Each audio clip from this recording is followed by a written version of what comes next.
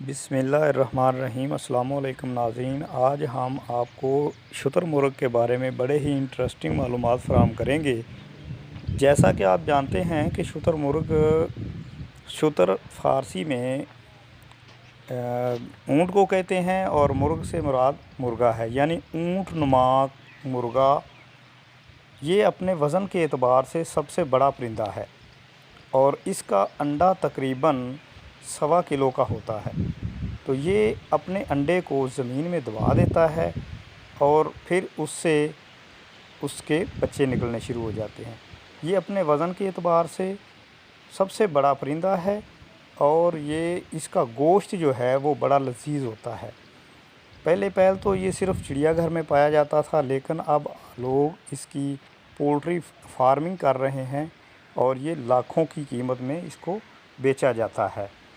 تو شتر مرغ کے حوالے سے اس کی خوراک کے بارے میں جب ہم انفارمیشن لیں گے تو یہ بڑے ہی انٹرسٹنگ اس کی خوراک ہے۔ پہلی تو یہ بات ہے کہ یہ پانی پیتا ہے، اور اس کے بعد یہ پتھر کھاتا ہے۔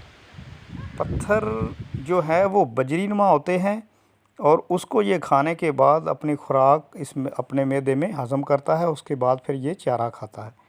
ناظرین، ایسی ہی انٹرسٹنگ سوالات کے لیے ہمارے ویڈیو ضرور دیکھیں۔ اس وقت آنے والی ویڈیو تک کے لیے اجازت دیجیے۔ اللہ حافظ۔